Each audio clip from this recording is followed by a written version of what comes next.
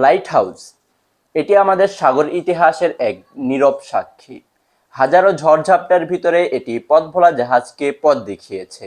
আপনি কি জানেন, লাইট হাউসের সাথে এমন কিছু রহস্য জড়িয়ে আছে যা হয়তো আপনাকে বিস্মিত করবে। চলুন তাহলে আজকে আমরা লাইট হাউসের কিছু অজানা রহস্য নিয়ে কথা বলি।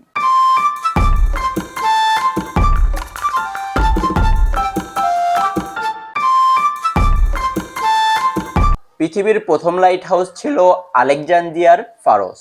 এটি ছিল পৃথিবীর প্রাচীন 7 আশ্চর্যের ভিতরে একটি।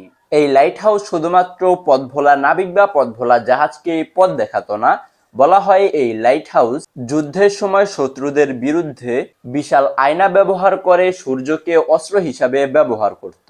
তারা যে আয়নাটি ব্যবহার করত, এটি ধারণা করা হয় যে এই আয়নার এমন কিছু ক্ষমতা ছিল বা এই আয়নার এমন পাওয়ার ছিল যেটি যে কোনো জাহাজে আগুন ধরিয়ে দিতে পারত। আজকের লাইট হাউস শুধু আলোর জন্য নয়, বরং বলা হয় যে এই লাইট হাউসটি একটি প্রযুক্তির কেন্দ্র হয়ে দাঁড়িয়েছে। কিছু লাইট হাউস রয়েছে যেখানে স্যাটেলাইটেরও সংযোগ রয়েছে। এই সমস্ত লাইট হাউস থেকে স্যাটেলাইটের মাধ্যমে আবহাওয়ার তথ্য সংগ্রহ করে বিভিন্ন জাহাজে দেওয়া হয়। লাইট হাউসকে ঘিরে অনেক রহস্যময় ঘটনাও রয়েছে, যেমন স্কটল্যান্ডের ফেনান আইল্যান্ড লাইট হাউস। 1900 সালের দিকে এই লাইট হাউসের 3 জন কর্মী এক রাতের ভিতরেই উধাও হয়ে যায়। এই 3 জন কর্মীকে আর কখনোই খুঁজে পাওয়া যায়নি।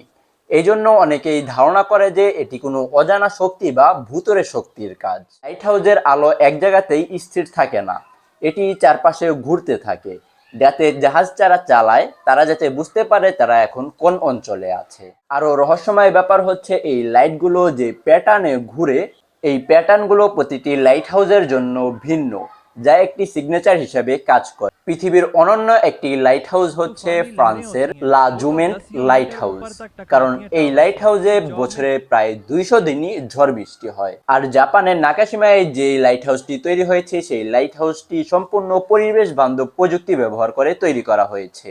লাইট হাউস শুধু একটি স্থাপনা নয়, এটি ইতিহাস, প্রযুক্তি এবং রহস্যের এক অনন্য মিশেল। আমাদের জীবনের অন্ধকারের পথ দেখানো এই আলোকবর্তিকার গল্প শুনতে এই চ্যানেলটি সাবস্ক্রাইব করতে ভুলবেন না।